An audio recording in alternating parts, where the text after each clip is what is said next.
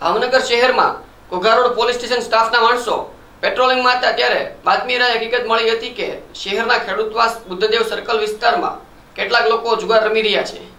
જેમાં અશોકભાઈ કાંતિભાઈ વાઘેલા, રાજેશભાઈ ધીરુભાઈ મકવાણા, મનોજભાઈ વિપિનભાઈ બારૈયા, રમણ જયંતિભાઈ રાઠોડ, ગીતાબેન વિનોદભાઈ સોલંકી, કંકુબેન દેવજીભાઈ રાઠોડ અને રેખાબેન અશોકભાઈ ગોહેલ સહિતના 7 સભ્યોને ₹12,000ના મુદ્દામાલ સાથે ઝડપી લઈ ધોરણસરની કાર્યવાહી હાથ ધરી હતી।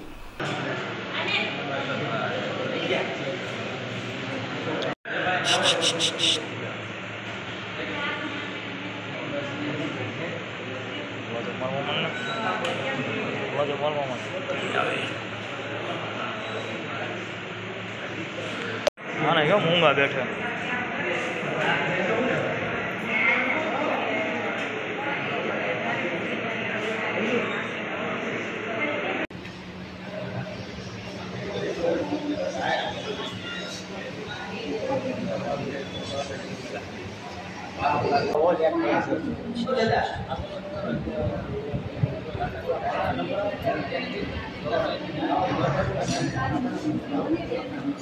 वो